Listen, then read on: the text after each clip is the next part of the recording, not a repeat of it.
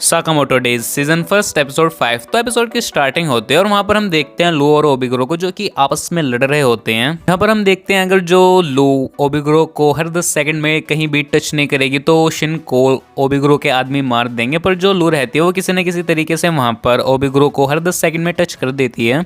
जहाँ पर सिन वहाँ पर लोटो का कह रहा होता है कि इस चीज़ को मजाक में मत लो, जिसके बाद फिर जो लू रहते हैं वो वहाँ पर एक और बोतल खाली कर देती है पीकर। और फिर हम देखते हैं जो ओबिग्रो रहते हैं वो फिर लू को कहीं भी टच नहीं कर पा रही होती, पर जो लू थी वो आराम से ओबिग्रो को पीट पा रही होती है वहाँ पर। जिसके बाद फिर जो ओबिग्रो रहती है वो कहने लगती है लू से, चलो अब तुम्हें मुझे मारना है। पर वहाँ पर जो लू रहती है वो कहने लगती है कि नहीं, मैं तुम्हें नहीं मार सकती, हमारा फैमिली रूल है। जहाँ पर जो ओबिग्रो रहती है वो पूछने लगती है कि कौन सा रूल। जहाँ पर जो लू रहते हैं वो बताने लगते हैं कि इस रूल को उसकी पूरी फैमिली के सारे मेंबर्स फॉलो करते हैं, यानी साकामोटो, शिन और साकामोटो की वाइफ। यहाँ पर फिर जो ओबिग्रो रहती है वो उससे कहने लगती है पर तुम तो उसकी फैमिली से किसी भी तरीके से कनेक्टेड नहीं हो। जहाँ पर लू को वहाँ पर बहुत ज्यादा बुरा लगता है ये सुनकर कि वो साकामोटो की फैमिली का हिस्सा नहीं है। तो वो वहाँ पर ओबिग्रो को फिर जोर से नहीं मारती और जो लू रहती है उसका सारा नशा वहाँ पर उतर जाता है और वो वहाँ पर शिन को देखकर सोच रही होती है कि यहाँ पर हो क्या रहा है और वो यहाँ पर क्या कर रही है। जहाँ पर जो ओबिग्रो रहते हैं वो समझ जाती है कि जो लू है वो काफी स्ट्रॉन्ग है और वो अभी तक मजाक में उससे फाइट कर रही थी। और वहाँ पर जो ओबिग्रो रहती है वो लू से इम्प्रेस हो जाती है क्योंकि उसे स्ट्रॉन्ग लोग काफी पसंद है। जहाँ पर शिन पूछने लगता है कि क्या वो अब बच गया। जिसके बाद हम दूसरी तरफ साकामोटो को देखते हैं जो कि अपनी पुरानी बॉडी में ट्रांसफॉर्म हो चुका होता है और बॉइल्ड उसके सामने होता है। जहाँ पर जो बॉइल्ड रहता है वो कहने लगता है कि तुम्हें क्या लगा, तुम अगर अपना वजन कम कर लोगे तो मुझे हरा दोगे, तुम अपनी फैमिली को भी बचाना है। जहाँ पर साकामोटो कहता है कि उसकी फैमिली में कुछ ऐसे मेंबर्स हैं जिसकी वजह से वो उनकी चिंता नहीं कर रहा है।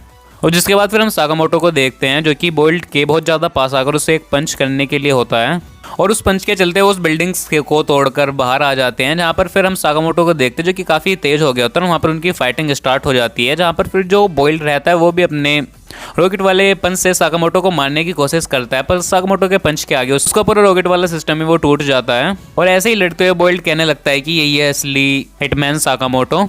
और जिसके बाद फिर जो बॉइल्ड रहता है वो दूर हटकर साकामोटो के ऊपर अपने फिर वही बम्स फेंकता है। जहाँ पर साकामोटो सारे बम्स को कैच कर बॉइल्ड पर एक जोरदार पंच करता है। जहाँ पर जो बॉइल्ड रहता है वो हैरान होता है कि साकामोटो 5 साल छोड़कर इस काम को फिर भी इतना पावरफुल है। जहाँ पर साकामोटो उससे कह रहा होता है कि मैं भी रिटायर होने से पहले अपनी पावर का इस्तेमाल लोगों को चोट पहुंचाने के लिए किया करता था, पर बाद में मैंने फैसला किया कि मैं अपनी पावर का यूज उन लोगों को प्रोटेक्ट करने के लिए करूंगा जिन्हें मैं प्यार करता हूं। और इतना ही कहते हैं उनकी फाइट दोबारा वहां पर कंटिन्यू होती है और फाइट करते हुए एक झूले के अंदर आ जाते हैं जहां पर वो बैठ जाते हैं और उनकी फाइट एंड हो जाती है। जहां पर बॉइल्ड अपनी हार मान लेता है और साथ ही कहने लगता है कि मैं सही था, तुम सच में एक सिग्मा मर्द हो। दूसरी तरफ हम साकामोटो की पूरी फैमिली को देखते हैं जहाँ पर शिन को होश आ जाता है और जो एओई रहती है वो पूछने लगती है कि वो कहाँ पर हैं। और साथ ही एओई कहती है कि वो तो सारे हॉन्टेड हाउस में थे ना, वो सारे बाहर कैसे आ गए। जहाँ पर शिन कहने लगता है कि शायद हमारी आंख लग गई थी, इस वजह से हम यहाँ पर आ गए। और वहाँ पर शिन झूठ बोल रहा होता है, पर एओई को वहाँ पर शक हो जाता है क्योंकि वहाँ पर शिन के कपड़े गंदे हो चुके होते हैं और साकामोटो भी वहाँ पर नहीं होता है। जहाँ पर शिन कहने लगता है कि मैं साकामोटो को ढूंढ कर लेकर आता हूँ। और जिसके दूसरी तरफ हम देखते हैं फिर वो झूला वहाँ पर रुक जाता है और जो बॉइल्ड और साकामोटो रहते हैं वो झूले से बाहर निकल कर जाने लगते हैं। जहाँ पर एक गर्ल उनसे पूछने लगती है कि झूला कैसे टूटा। जहाँ पर बॉइल्ड कहने लगता है कि कभी भी एक सिग्मा से ये मत पूछना कि उसे दर्द हुआ या नहीं हुआ। पर वहाँ पर वो गर्ल जो रहती है वो कहने लगती है कि मैं तो बस इतना पूछ रही थी कि इस टूटे हुए झूले के पैसे कौन पे करेगा। और जिसके बाद आगे हम देखते हैं फिर जो साकामोटो रहता है वो आगे चलकर अपनी फैमिली के लिए बंद लेने लगता है और बॉइल्ड भी उससे एक बंद मांगता है। जहाँ पर साकामोटो से अपना बंद दे देता है और साथ ही शिन भी वहाँ पर आ जाता है। जहाँ पर जो बॉइल्ड रहता है वो साकामोटो से कह रहा होता है कि आगे वो क्या करेगा क्योंकि डोरनैन कई अभी और हिट्समैन को भेज सकते हैं उसे मारने के लिए क्योंकि उसके सिर पर इनाम है। जहाँ पर हम एओई को देखते हैं जो कि ये सारी चीज़ें वहाँ पर सुन लेती है और फिर उन तीनों को बैठाकर पूछने लगती है। जहाँ पर फिर जो साकामोटो रहता है वो सारा सच बता देता है अपनी वाइफ को कि उसके सिर पर इनाम है। जहाँ पर जो उसकी वाइफ रहती है वो उसे उसका फैमिली रूल याद दिलाती है कि उसे कोई भी बात छुपानी नहीं है और साथ ही झूठ भी नहीं बोलना है।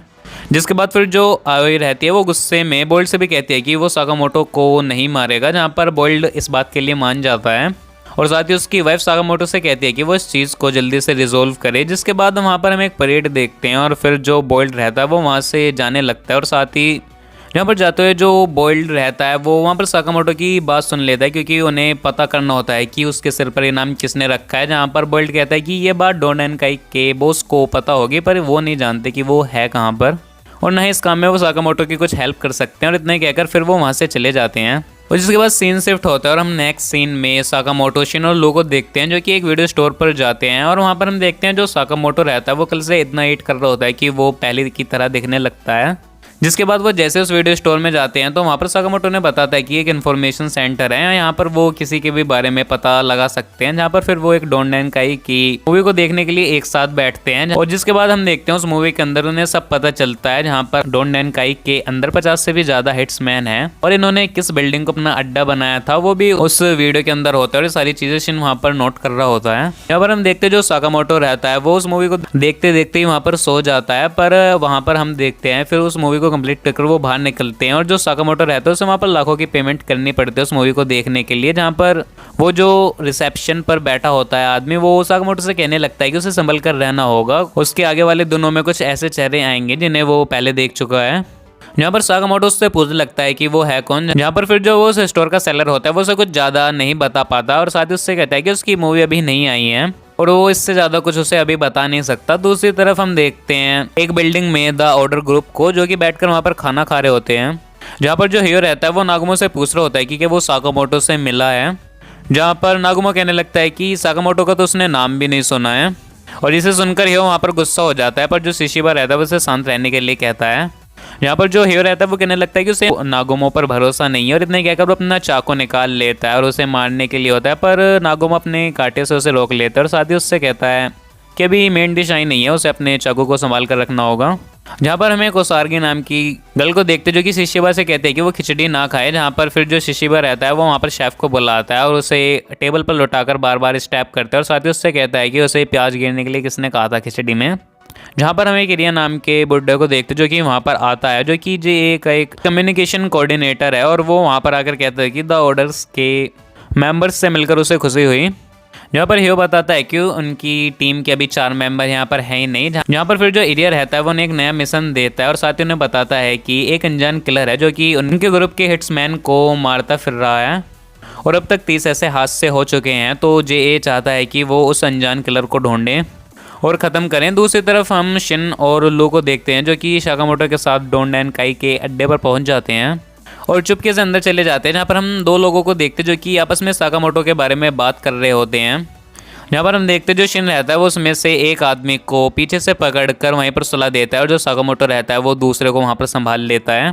जिसके बाद लो भी वहाँ पर आ जाती है और पूछने लगती है कि उन्हें बॉस कहाँ मिलेगा। जहाँ पर शिन कहने लगता है कि तुमने मूवी देखी भी थी या नहीं, बॉस उन्हें टॉप फ्लोर पर मिलेगा। जहाँ पर वो विंडो के जरिए टॉप फ्लोर पर पहुँच जाते हैं, पर वहाँ पर शिन को किसी के भी माइंड की आवाज़ नहीं आ रही होती, मानो कि उस फ्लोर पर कोई हो ही ना। जिसके बाद फिर वो उसके डोंडेन काई के बॉस के रूम का दरवाज़ा खोलते हैं और वहाँ पर कुछ देखकर वो सारे वहाँ पर हैरान हो जाते हैं। जहाँ पर हम देखते हैं वहाँ पर नागुमो होता है जो कि पहले से वहाँ पर सबको मार चुका होता है।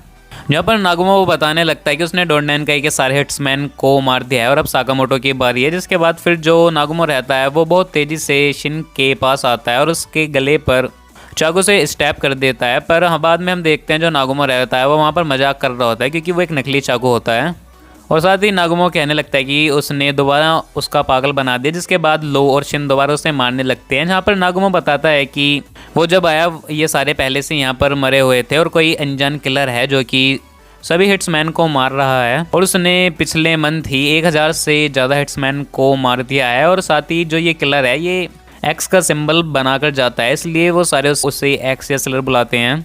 यहाँ पर जो साकामोटो रहता है वो समझ जाता है कि द ऑर्डर्स भी इसमें इन्वॉल्व है। जहाँ पर लोग पूछने लगते हैं कि ये ऑर्डर क्या है। जहाँ पर नागुमो बताता है कि वो एक स्पेशल ग्रुप है जिसमें एसोसिएशन के सबसे बेस्ट हिटमैन्स होते हैं और उनका काम होता है जे में कानून को बनाए रखना और कोई ज़्यादा होशियारी दिखाए तो उसे मार देना। और साकामोटो भी द ऑर्डर का मेंबर रह चुका है।